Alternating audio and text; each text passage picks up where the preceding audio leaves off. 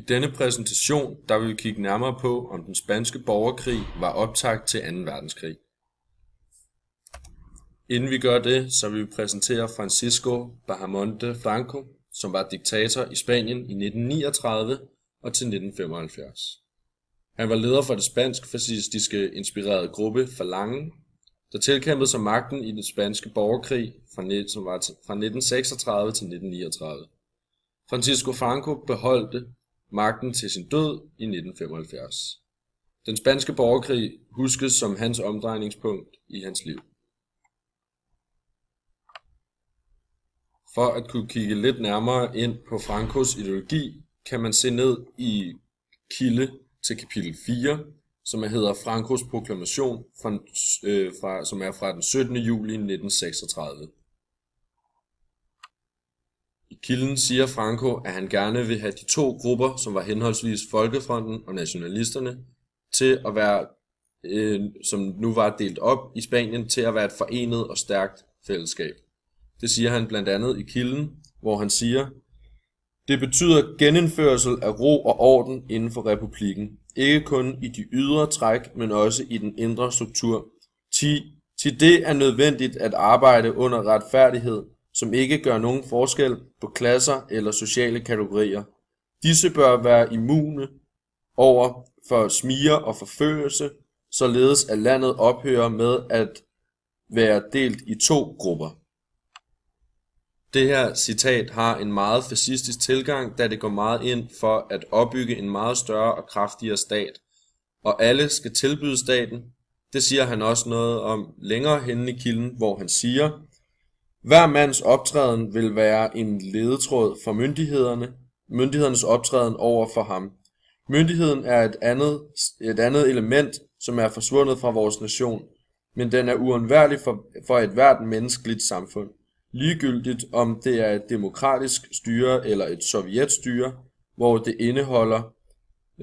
indeholder et maksimum af brutalitet. Gennemførelsen af dette myndighedsprincip, som er blevet glemt i de sidste år, kræver ubenhørligt, at afstraffelserne skal være eksemplariske med hensyn til den strenghed, hvormed de udføres uden tøven eller vaklen." Senere i talen fortæller han også, at hvis man ikke vil bidrage til staten, så vil man blive straffet. Det skriver han i kilden, hvor der står: "Den, der frivilligt nægter at samarbejde eller besværliggøre opnåelse af disse mål, vil være den første, som vil lide under konsekvenserne." Udover det giver hans tale også en god grund til at opfatte, at Franco også var nationalist, da han skriver i kilden: "I det de samarbejder ud fra fornuft, retfærdighed og fædrelandskærlighed, vil de lære at lade deres sociale brydninger føre til en fælles forståelse til alles og landets bedste." Denne kilde er god til at få et indblik i Francos ideologier, og radioudsendelsen afspejler så meget af, at han er fascistisk og nationalist. Kilden er pålidelig, da man går ud fra, at oversættelsen er fra den originale tale i radioen. Der er selvfølgelig foregået på spansk, og dermed vil der kunne være en risiko for, at tingene, der er blevet sagt, ikke er blevet oversat med 100%. Da det er en tale fra radioen, og dermed er den blevet skitseret og kommet i en andenhåndskilde, kan man ikke høre den originale fra ham. Kilden her er god til at tegne sig et billede af, hvad Francos politiske projekt var, og legitimet af det. Som politisk og ideologisk var fascisternes mål at opbygge en stærk stat, der gav en stor plads til kirken, konservative godsejere, monarkister og hæren. Med Francos baggrund i militæret blev hans politiske standpunkt præget stærkt af dette. Han gik ind for et disciplineret centralistisk Spanien og støttede så meget til de spanske værdier, traditioner og kirken. Rent ideologisk fremtrådte Franco nationalistisk og antisocialistisk, og han anvendte en aktivistisk og voldelig kampform for at skaffe sig politisk indflydelse. Nationalismen opstod næsten samtidig i Tyskland i årene 1919 til 1920, og uviste beslægtede træk til fascismen i Spanien på samme tidspunkt. I Tyskland blev de af dens politiske modstandere opfattet som en tysk form for fascisme. Nazisterne selv følte sig beslægtet og forsøgte at efterligne styreformen. Nationalismen i Tyskland fik dog et radikalt nationalt og senere racistisk islæt, idet den blev et eksklusivt fællesskab for samme nation, folk eller race. Nationalismen deler altså som ideologi mange grundlæggende elementer med fascismen, men er dog alligevel forskellig, da nazismen i modsætning til fascismen bygger meget på ideen om racelære, mens fascismen hellere vil fremhæve kulturel overlegenhed.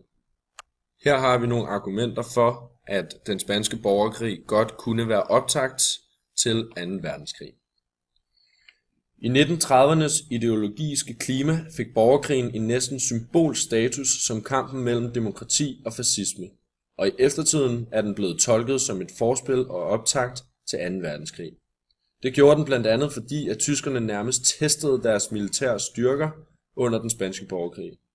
Tyskerne havde stor interesse for at deltage i den spanske borgerkrig, fordi at de samtidig havde interesse i at være i krig mod englænderne.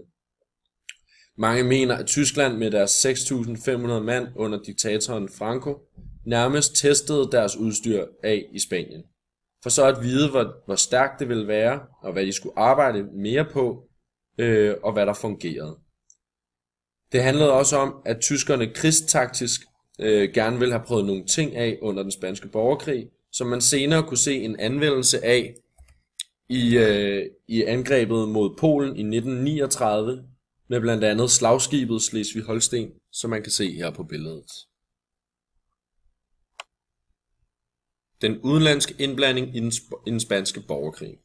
Når det kommer til Italien, så havde Italien ikke særlig store interesser i Franco, udover at Mussolini kun var interesseret i at støtte op om Franco, hvis Franco ville indgå en aftale om at støtte op omkring, at Mussolini fik et stormagtsdømme over Middelhavet, som det også er set tidligere i det gamle Rom. Tysklands indblanding handlede om, at Tyskland deltog aktivt i den spanske borgerkrig, da de var stærkt imod Rusland og havde også noget imod Frankrig, der som tidligere havde haft en rød regering. Tyskland stod til rådighed med en gruppe, som hed Condorlegionen, som bestod af de her 6.500 veluddannede, veludrustede militærmænd, som var styret af generalen von Sperl. Tyskland udnyttede denne borgerkrig til, som sagt, at få øget deres nye luftvåben, som hed Luftwaffe, og øve deres strategiske bombninger og andet nyt militærteknologi. Ruslands indblandelse i den spanske borgerkrig var svingende, men de ville gerne støtte op om, at det kunne være med til at støtte op om at gøre Spanien mere kommunistisk. Rusland var med i de mange luftkampe imod blandt andet de tyske Luftwaffe. Samtidig så mente de også, at man ikke burde blande sig i Spaniens borgerkrig, da det kun tilhørte Spanien. England tog ikke del i kampene officielt. De var dog imod, at Tyskland støttede op om Franco. Samtidig så efterlod de Frankrig i kamp, da England havde en ikke-indblandingspolitik. Når det så var sagt, så havde de dog en flåde stående ved Gibraltar, så helt ikke indblandet var de næppe. Til allersidst var der Frankrig. Frankrig støttede op om det republikanske Spanien. De holdt lufthavnene åbne, kom med forsyninger i form af våben, mad og frivillige soldater. Frankrig havde i interesse i Spanien, da det lå strategisk godt og selv var en folkefront som Spanien. Frankrig stod alene med dette, da Rusland svigtede og England ikke ønskede at støtte op om borgerkrigen, som vi hørte før. Der findes flere forskellige hypoteser om den spanske borgerkrig var optakten til 2. verdenskrig. Men et helt konkret svar, det vil man nok aldrig finde, da det kun baseres på hypoteser. Tak fordi I lyttede med af en præstation lavet af Emil, Malte, Nadja, Gustav og Johan.